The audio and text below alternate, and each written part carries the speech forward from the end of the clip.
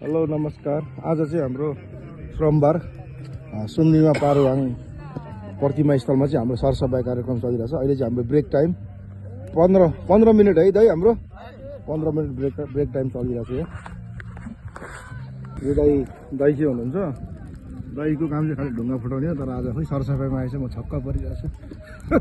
दाजु यो ढुङ्गा फुटाउने तपाईँ खालि आज यता आउनुभयो, फेरि आउनु भन्नुभयो कि अल्छी लागिरहेको होला दाइ, हेम्बर नभएर क्या।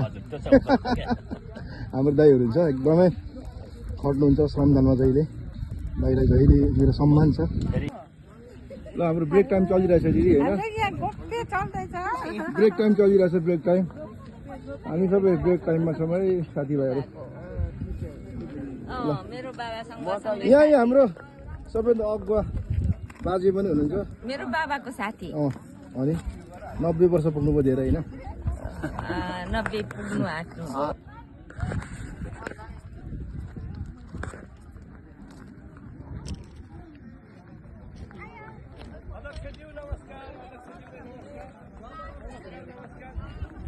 अहिले चाहिँ हाम्रो ब्रेक टाइम चलिरहेछ।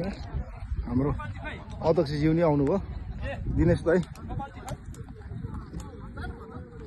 सुम्निमा पारुवाङ निर्माण स्थल हो, यो देख्न सक्नुहुन्छ।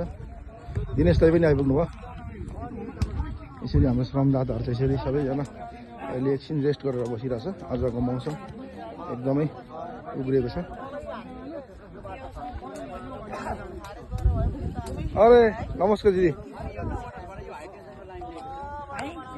सेवा दिदी।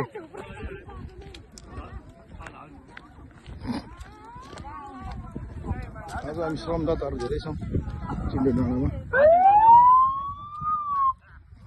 दाजु सबै आइसक्यो, मान्छे सबै आइसक्यो। इन्सान भाइ